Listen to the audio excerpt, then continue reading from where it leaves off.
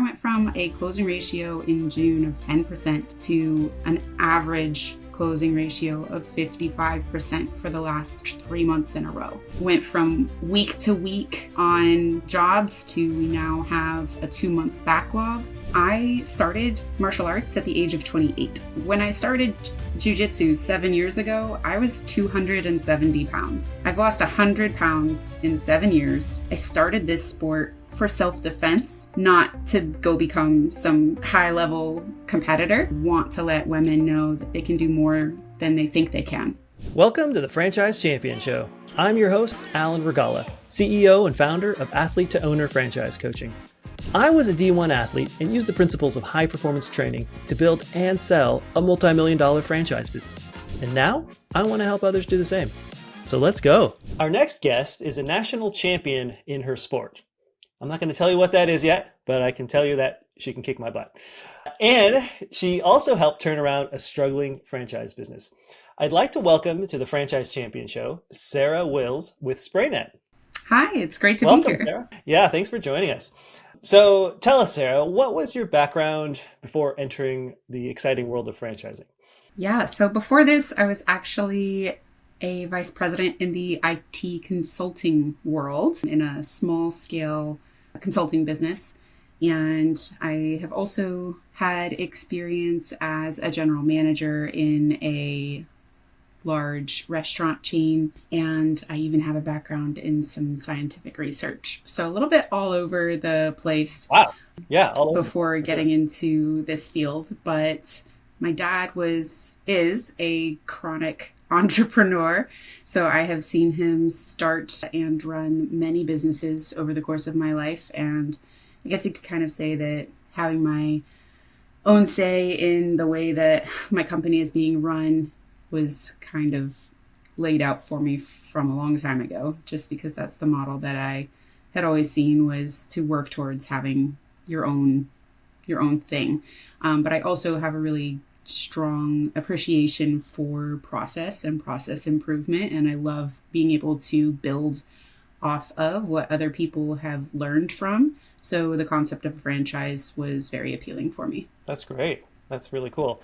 So tell me a little bit about, like, you grew up in kind of with your dad being an entrepreneur. Like, what was that like? You know, what sort of businesses was he in? So him and my mom started a small company a long time ago, and it didn't go great. So he decided to go into working for other people again, but it was always a very strong drive of his to have his own business. And so fast forward a few years later and several siblings later, because I am the oldest of 7 kids. Wow. And so it was a lot of difficulty because he needed a lot of stability due to the size of our family. And we were moving a lot to try and chase down jobs and contracts because he was a contractor.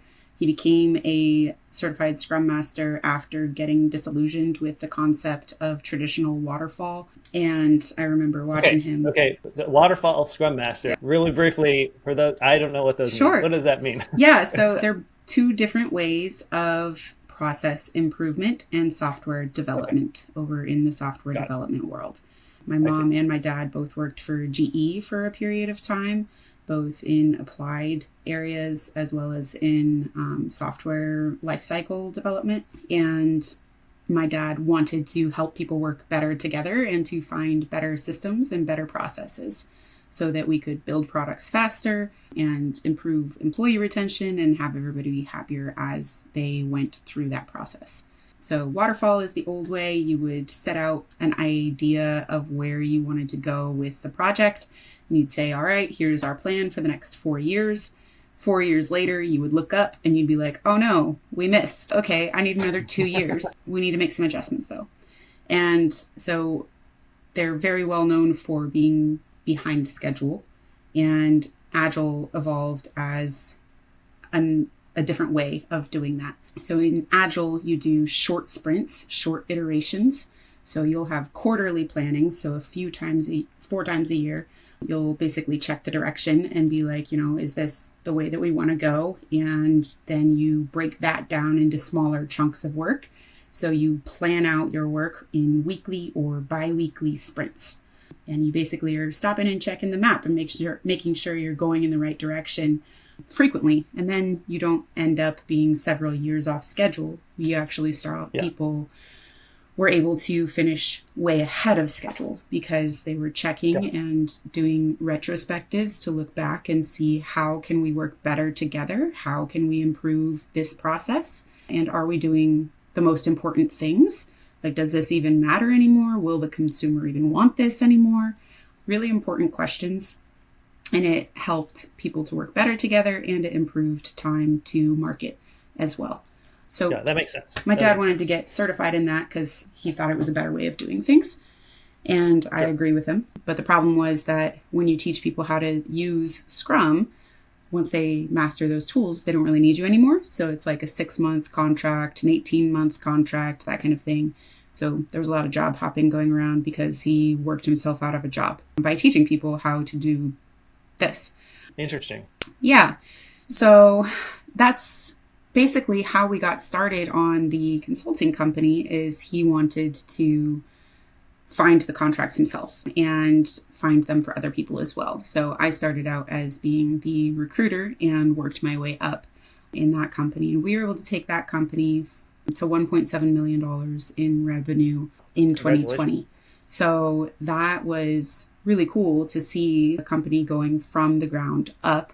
But then with the advent of AI, we started to see a significant decrease in the demand for Scrum Masters because people would ask ChatGPT, how do I use Scrum in this situation? How do I use Agile in this situation? Which Agile is the overarching umbrella that Scrum is under.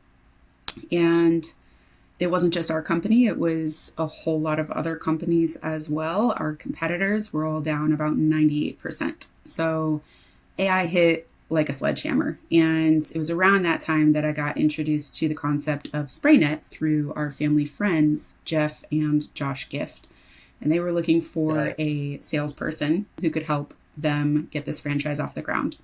And I was looking for something more AI proof where I could utilize the skills and knowledge that I'd gathered as officially a certified Scrum Master and a certified Scrum product owner to help with process improvement. We used that at our old company in over 12 different sectors for people in the finance sectors, in the aviation and aerospace sectors, in the banking sectors, in railroad sectors, all sorts of different sectors were able to benefit from this thing that was originally created for software improvement and development. And so in my mind, I was like, well, I mean, a painting company is just another, area to have this work in. Yeah.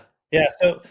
So you basically, you guys helped with the building of this company and IT company and brought it up to $1.7 million, which is amazing. That's fantastic. And then AI comes and it's like, oh, dang. Big difference. Big difference. So I know a lot of people are concerned about that, with their positions. I mean, maybe they're working for, whatever corporation they're in as a developer or whatnot. And there's always this potential for their job to be no longer needed by the organization. So this is not uncommon, and it seems like it's just going to be kind of more common as we move forward. Okay, so then you had some friends that were like, hey, we could use your help with helping us with our business. Yeah, is that exactly right? Okay.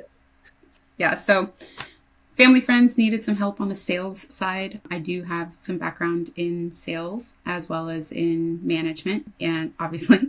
And so I was like, I'd be happy to help out for a little bit. And the more I learned about SprayNet, the more I really liked the product and felt that SprayNet's ability to provide a factory finish on site for a client as an alternative to replacement was not only AI proof, but I also felt that it was a really smart choice in today's economy because people want to have a beautiful home, but they can't afford $30,000, $40,000 to get new cabinets. And a cost-effective alternative to that that's not going to fall apart in a year or two sounded like a really smart choice just for the average consumer. And so I was like, these coatings sound cutting edge. I love that they have such a strong focus on customer service, which I obviously have a good background in. And I think it's a huge differentiator in the trades to have an excellent customer service experience from your painter. Yes, for sure. If you're wondering if franchise ownership is right for you, I'd love to help. As a franchise coach, I work one-on-one with my clients to 1, find the perfect business match for their goals, skills, and investment level, and 2, help them prepare to be champions in their business. Here's the best part. My coaching services are completely free. To schedule a 15-minute introduction call, visit athletetoowner.com. The link is in the show notes. Now, back to our show. Okay, so we got to take one step back. You need to tell us, what is SprayNet and what do you guys do, and how do you impact the lives of your clients? Yes, so SprayNet is custom chemistry and smarter painting. And basically we give you an HGTV finish without the price of brand new cabinets. My franchise currently mostly focuses on painting kitchen cabinets with a 15-year no-peel warranty. We pride ourselves on providing an actual factory finish. So you're not going to see brush strokes or bubbles or peeling or severed chipping within a few months. These are all things I've seen from traditional coatings. We have a chemist on staff that has worked with our CEO over the last 16 years to provide customized solutions depending on what we're painting, right? So whether that's a kitchen cabinet or we also do exteriors, he's got a customized solution for vinyl, which is rare because normally if you paint vinyl, it will melt. And he found a solution to that. We stain brick, which is, again, not common because you will normally with traditional paint see the brick flaking off after just a couple of years because traditional paint, when applied to brick, destroys it by locking in the moisture that's there, versus our stain allows the brick to continue to breathe and function the way it needs to. He then developed a stucco coating as well that can fill in fine lines and cracks and expand up to 200%. Basically, our CEO brought this chemist on staff and said, there's so many frustrations and problems in the painting industry. Go fix them.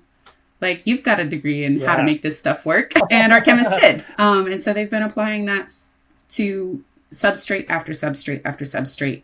The newest one is our roof coating called Liqua Roof. That actually came out of, we had clients asking if we could paint their roof because they didn't like the color. And our chemist came up with a solution that's actually twice as strong as traditional shingles and better at puncture resistance, wind resistance, all of that, while being significantly lighter and less than half of the cost of traditional roof replacement. So along the way, he's not only come up with a higher quality way of doing each of these things, but it's gorgeous as well. Wow, that's really incredible. I mean, there are so many unique things, unique options that SprayNet has for their clients that are, I mean, this isn't just like, oh yeah, I'm, a painting company, like I'm just going to get my stuff from Sherwin-Williams or the Home Depot or wherever, right? We've got patented products that you apply that no one else has. Yeah. I have a background in scientific research, so I'm familiar with the rigors that it requires to get a patent, for example, and also with the rigors of the scientific testing that they've utilized on our coating when comparing it to other coatings. And that was something that drew me to this company versus others as well, is that it's truly a market differentiated item and it is a smart choice for clients. It's not just, the top shelf, it's also affordable. Yeah. This is one of the things that really drew me to SprayNet was this moat that they have around the products that they provide, because nobody else has these things. And what's really cool about these is that, they're solving problems, right? Like this stain for brick, for example, it's not just, so anyone can just go and apply a paint to it, not even knowing, that, we're actually destroying the house. Because if it's already painted, I can't help you, which is unfortunate. Right. Yeah. So, but you guys, having this like ability to change the color of that brick and allowing it to breathe and not destroy it, obviously is really important. What you guys are doing for the factory finishes for cabinets. I mean, and being able to do it on site. So we do the factory finish. We bring in air scrubbers. We bring in dehumidifiers. We have Festool sander, which is a sander with a vacuum attached to it. We mask everything off very professionally. Like, we replicated and reverse engineered the factory finish and found a way to do it on site for the client, which is how we're able to keep some of those costs down while still actually providing a factory finish. That's so cool. I mean, that's amazing. That's great that you guys can come to the house and do it while it's there. And I just use plastic and, shield off the rest of the house from getting, It's a lot of masking, a lot of prep in order to be able to do it right. And then, of course, we disassemble everything before we start. We sand everything. We degrease everything. We prime everything. And then we have 2 coats of our cross-linking polyurethane, which, if you know anything about paints, that's the best of the best. Provides durability, flexibility, chip resistance, stain resistance, and scratch resistance, while also being peel proof. Yeah, that's really cool. Yeah, it excites me. There are a few things about different types of businesses that excite me, and this is one of those things. Is just having proprietary technology. Yeah, it's different. Very different, and it's just something that no one else can do. So it's easy to stand by a brand and to represent your brand if you have something no one else can do, and it's at a price point that is reasonable and people can get excited about, and obviously it's going to solve their problem. So that's fantastic. Cool. So now you've told us again what SprayNet does. Tell us a little bit about this transformation that happened. Like, what were you seeing before, and then once you got involved, like, how did you turn things around? Yeah. So when I first got involved, I was just on the sales side of things. And then I started taking over more and more responsibilities because I have a lot of skill sets. And I was like, hey, I see that we have an opportunity here and I would love to help with this. And ended up going full time with SprayNet. And it wasn't long after that the guys came to me and said, we love the vision that you have and we'd like you to take over. And I was like, great, I'd be happy to do that. So we sat down, we had a discussion, I became part owner, and we put me in charge a year ago. So there were a lot of adjustments that we needed to make. We had to address margins. We reduced the size of our team and increased their efficiency. I took a long, hard look at our marketing and made a lot of adjustments to that. I sat down and made user profiles for who our ideal customers are. Thought about where's their day taking them, how many times can I get in front of them per day. I want the client that is going to be thrilled with us and is going to be able to afford us and probably going to save money by going with us, and not the person who's looking for a quick, cheap fix, but someone who really values quality finish and who understands that you can either buy cheap twice or invest once. That's who I want to be in front of, because I want to be respectful to their time and to mine. And so we also narrowed our scope. So we were looking at a split marketing budget on the interior, so kitchen cabinet, and exterior side of things. And I was like, until we get our feet under us, I want to just focus on one side of the house and treat these as different silos. So we narrowed our focus on just the kitchen cabinet portion and then went deep and broad with our marketing. So we started hitting a lot of social media. So I run our Instagram. We also have corporate, got our Instagram and Facebook ads. We're cross-posting in different local groups. I made a TV ad for us. So we're on Spectrum Reach. We have some small billboards in local Harris Teeters. We partnered with Lowe's as pro vendors for them and now have our banners and brochures inside of 10 different Lowe's around the triangle. Wow. And that's huge. That's great. That's the Lowe's program has been really fantastic, and it's awesome getting to work with them. Can you tell us just a little bit about how that works as far as, just what does that look like? Yeah. So let's talk about my ideal client, right? So probably my favorite Lowe's job I ever had was somebody who had 110 faces in their kitchen. And that's looking like 4 walls of cabinets, as well as several different bathrooms, vanities. And they had basically been quoted about 6 figures to get all of those replaced. And then they walked into Lowe's and they were like, hey, we can't afford to replace all of these cabinets. Do you have any other options? And they sent them to us.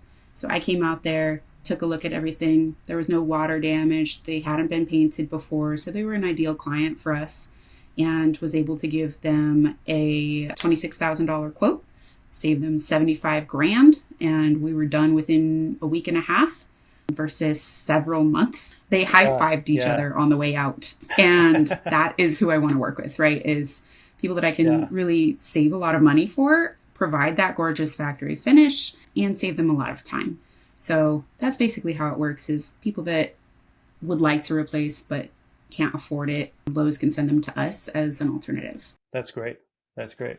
Okay. Sorry. So continue on. You're doing all the marketing revamp, including the Lowe's partnership, which is fantastic.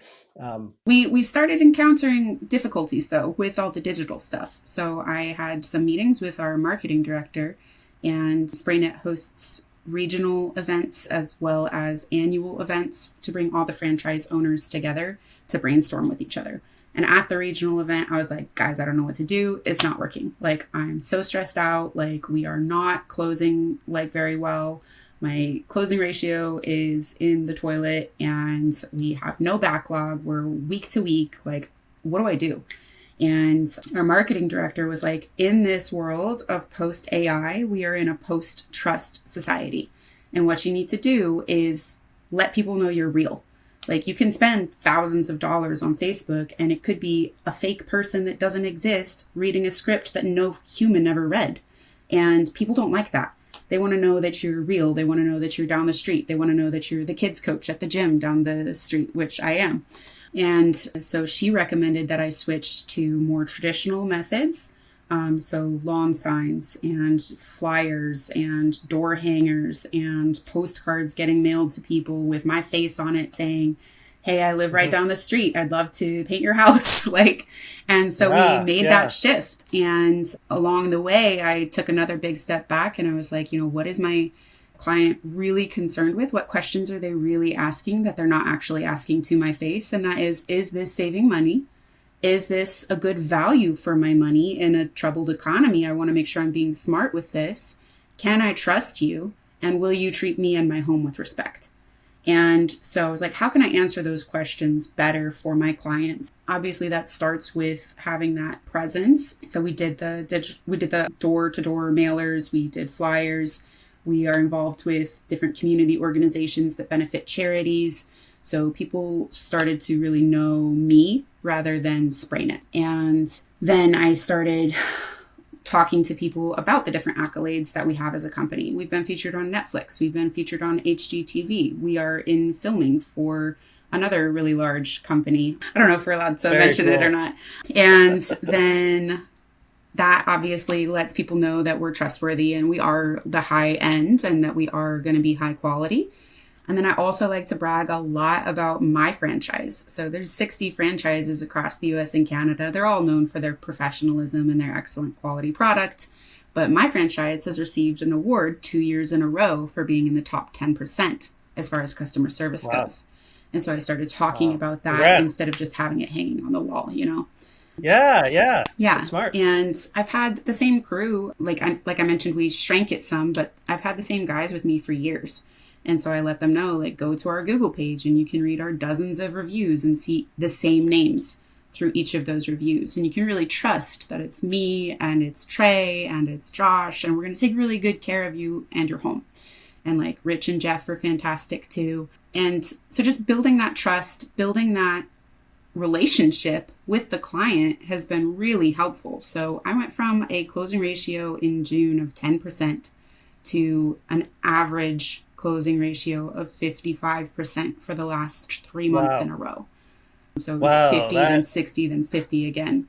That is incredible. Went from That's huge. Week to week on jobs to we now have a 2-month backlog. Went from how am I going to keep my crew working to setting sales records 2 months in a row and on track to potentially do it a third. So it's had a really dramatic impact. Wow. That is a huge impact. And very well, congratulations on this turnaround and all the learning that you've done. And, it's been a team effort. Sometimes Yeah, I'm sure it has, but it's interesting. A lot of people, this is not uncommon, for people to go and experience the dip, the low. What do I do? And have to get. Well, the nice thing about the franchise system is you're getting support from other owners and other people involved in the system. I think this too is really where that athlete mindset comes into play. And I think my coach really understood that. My franchise coach, he was like, before enlightenment, you need to chop wood and carry water. After enlightenment, you need to chop wood and carry water. And as a martial Yeah. artist, whether or not I'm having a good day or a bad day, I still need to show up and train. Whether or not my match is going the way that I want it to go, I still need to do the next right thing, whether it seems completely bleak or like I'm on top of the world. And having that mindset has been really crucial for me in these slower times and these difficult times, to continue to still dig in deep, still give that excellent customer experience, still like have faith in the vision that I have for our company, even though it's hard and you feel like you're getting ground down. If you're finding today's conversation valuable, I'd like to offer you my free guide, the Franchise Fit Playbook, a champion's guide to choosing the right business. This comprehensive resource walks you through the exact process I use with my coaching clients to identify their perfect franchise match. Download it for free at athletetoowner.com/playbook. You'll find the link in the show notes. Now, let's get back to our show. Okay, so you've broken the seal on the athletic background part here, which of course we love. And, I mentioned it earlier is you being a national champion in your sport. So tell us what that is, and tell us more about that and how that's helped you with your journey in franchising. So I am the national champion for the sport of Sambo. That is a mix of wrestling, jiu-jitsu, and judo.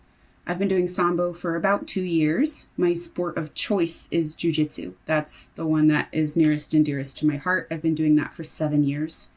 I also trained Muay Thai for 2 years, and I've trained wrestling and judo for jiu-jitsu the whole time I've been training.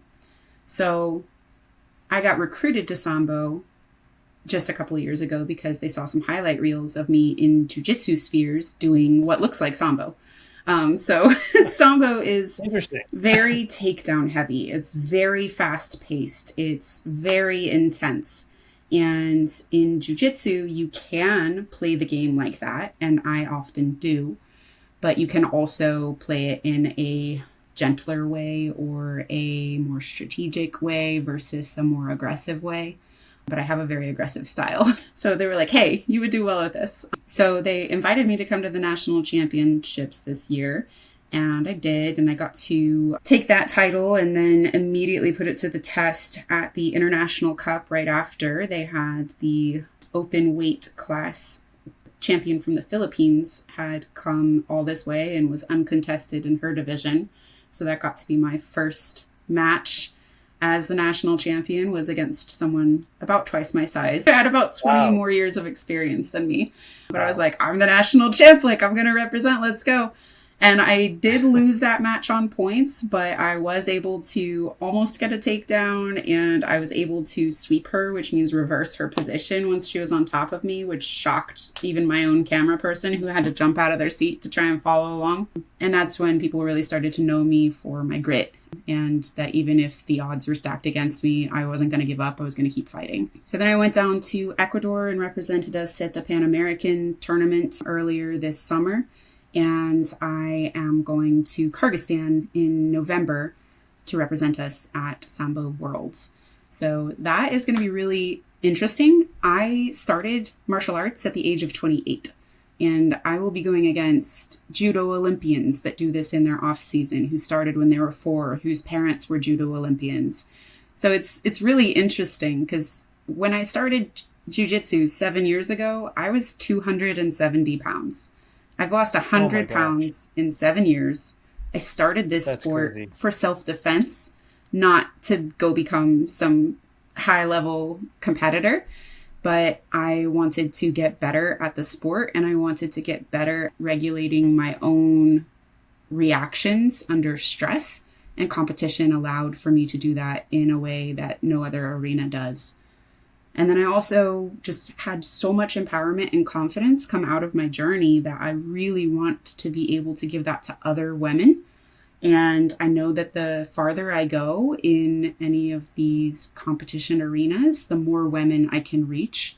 And so I want to expand my platform in order to reach other women with my story, because I started in my late 20s to learn to defend myself better as a very, very circular shaped person who had to be taught how to do a squat. Like, I was not born an athlete. I was not raised an athlete. Like, and I want to let women know that they can do more than they think they can. Yeah. What an incredible story. I mean, you mentioned starting this, with that, the weight that you were at, and really like in so much later in life than most of the people that you're competing against, most of the people that are doing the sport, is incredible, in multiple ways. I mean, first of all, just picking something up like this and learning something new, right? Like, it's not like, you were just developing this for so long, you just started this for one reason, to self-defense, and then it ended up, obviously you got good at it and you learned how to learn and learned how to train.